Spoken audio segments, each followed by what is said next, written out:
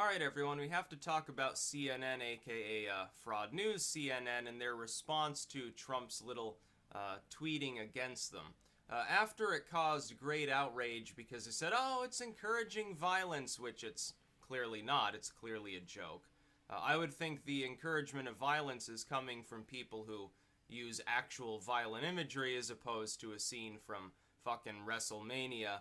I'm not sure how violent that is since it's 99% theatrics. It's basically like a fake combat soap opera or something with its own storylines, and you know, it's not a secret that this is the case. There's a reason why Trump chose to use, I think, a wrestling scene and retweet that. But their new line is the Reddit user who actually is claiming to have created this, who may not have created it originally and got it somewhere else, is apparently he's a Nazi, and they had somebody trotted out on CNN to say, well, this person is a racist and an anti-Semite. So now they go through a laundry list of questions they want Trump to answer. How did the White House vet this? When did he decide to tweet it out? Blah, blah, blah, blah, blah. You're not going to get an answer from him. It's just a funny video. It's like I retweet stuff from other users sometimes. It does not mean I endorse those users' personal views. It just happens to mean that what they posted I found informative or funny or something else under the sun. I found it important for some reason to actually put that on there. It would be the same with YouTube. If someone's taking a YouTube video some other users made and maybe editing it together and putting it back on a different account, it doesn't mean that they endorse every other thing that that person has ever done.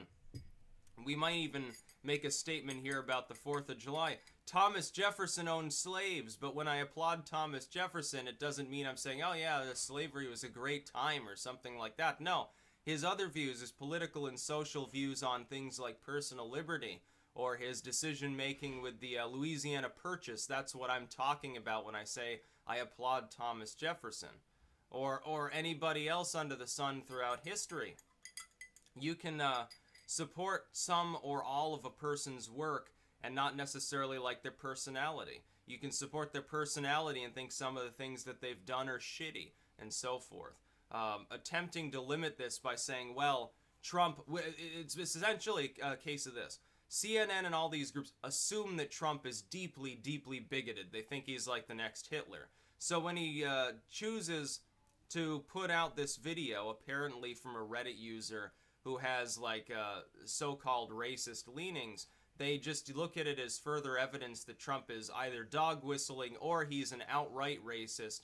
He actually enjoys, he like goes onto Reddit and he reads all the Nazi posts and sits there fiddling with himself and then screws with the media.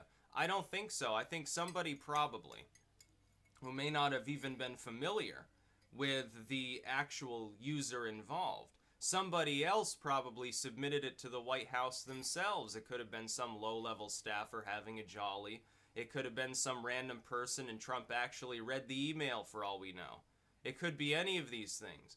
It doesn't necessarily have anything to do with Trump actually went on Reddit while being the President of the United States, went to some Nazi forum or something, and then decided to take this video and slap it on, on his official account. I don't think so. I think that's a little bit of a logical stretch coming from CNN. But when we look at their reporting over the last 6 months, everything is a logical stretch. So why would I be surprised? Anything Trump does, his choice of dress attire, the way his hair looks, the way his skin looks, the way Melania speaks with an accent, the way Barron Trump looks a little bit awkward like every fucking buddy else his age. All of these things are apparently fair game to the corporate legacy media. As such, why isn't it fair game for him to go after them? They don't even just limit it to calling into question policy or character. They also go straight to Trump's looks, the looks of his wife and children, what they say, what they do. They're not even in elected office. Yeah, I'd be a little bit pissed off. They never did this to Obama. They never said, oh, look at how awkward Obama's kids are. Oh, Michelle Obama's dress style is horrible. Oh, Obama, his hair is graying and you know, he said something here 20 years ago. Yeah, they had plenty of fodder on Obama, too. That's the point. Even with Bush, they never stooped to the levels they're at now. Their bias is fairly clear. with Obama, they could have gone back and said, oh, well, when he was a senator, he said that he didn't really support gay marriage, just civil unions. And they could have brought that up during the DOMA debate and said, oh, yeah, but Obama's not leading the charge on gay rights. He's just standing out of the way for political reasons, which is true, by the way. Democrats didn't lead the charge on that. The Democrats haven't led the charge on any social issue recently. And none. Not for decades. No, a bunch of independent voters and grassroots organizations lead the charge, and the Democrats swoop in at the last minute when public opinion turns on the backs of others' labor for years or decades at a time. Then they take credit for it, like they did with gay marriage. Yeah, gay rights promulgated by the Democratic Party. No, bullshit. Promulgated by the Supreme Court after decades of grassroots activism involving the Greens and the Libertarians and people who don't have political affiliations. That's where it came from. But they pretend that Obama is a model of American progress towards globalism and that Trump is like a 10 steps backwards or something. What's he done wrong? That's my question. I'm not finding anything specifically. I see a lot of tangential arguments like, oh, Trump put out a video that was originally supposedly posted by a Reddit user who has racist views. Okay, what does that have to do with Trump's character? What if this video had been posted by someone who was like originally like an anarchist or so, like an ANCAP or something? Would you point that out and say, well, this is evidence that Trump has anarchist tendencies? What if it was posted by someone from Russia? Oh, this is evidence that Trump's colluding with the Russians.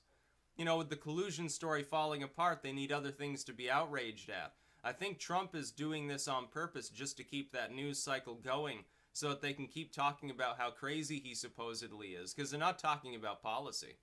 They're totally ignoring it. The average American right now who's watching CNN or MSNBC has no idea that Bannon is suggesting tax hikes as part of tax reform. They have no idea about that. They don't know that that's a thing. They don't know what we're doing with regards to North Korea. They don't know what Trump has said about Venezuela.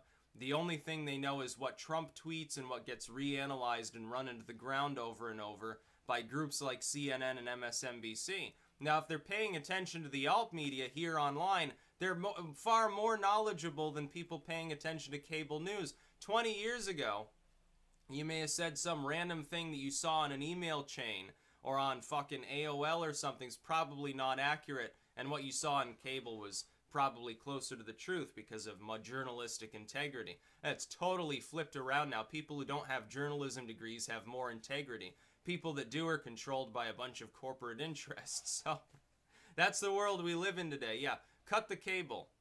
Cancel your newspaper subscriptions. As to this thing, by the way, side issue with Vice and archive.is and so forth. Now, it appears that that is a glitch and that the original statement by Vice regarding bigoted archival sites actually does not exist. Nonetheless, I do suggest that you not use Vice just because everything on there is crap. You shouldn't archive them because you should ignore them completely. Don't spread their material around. Don't go to their website. Let them founder. Let them strangulate. Let them sink back below the surface. They mention NPR and a couple of other sites. NPR, yeah, you shouldn't pay attention to them either. Government-funded propaganda. How wonderful. Yeah. Unbiased approach to news. No, it's a little bit like pro-globalist BBC, basically. It's basically America's BBC anyway. And it's stupid. It shouldn't even exist. It's pointless. It's not informing people any better than the internet can at this point. What's the point of throwing millions of dollars at it? Should defund that. But I think if Trump tried to defund NPR, a bunch of people who watch mainly like they listen to the hour-long section on quilting or the anthropology of crayfish sculptures or something like that, they'd be a little bit pissed off. So the NPR is big around here, by the way. No surprise, considering Vermont's voting habits. We're just the pro-gun California with worse weather. But yeah, watching CNN try to conflate the views of the original poster of something online with Trump's views is dumb. Because any other internet user has retweeted things, liked things by, spread things around from other users they don't necessarily agree with in large part. They just happen to find the post entertaining. a picture, a video, whatever a song, whatever it happens to be. That's like saying that if you enjoy the music of a band, you automatically agree with the band's political tendencies. I love Depeche Mode, but that doesn't mean that I necessarily agree with their political views. I just like the music. The music's great. So if I share their music on Twitter or something, it doesn't mean, it's not a tacit endorsement of their political ideology, which apparently leans more towards the left. Although I think there's an undercurrent of something else stirring there. It's like, who is it there? The dude from the Smiths. He's actually like, he was like, I think pro-Brexit, and he's almost nationalistic. But that doesn't mean that you have to have those views to enjoy the music. You could be like really far left and still enjoy the Smiths. I think anybody would.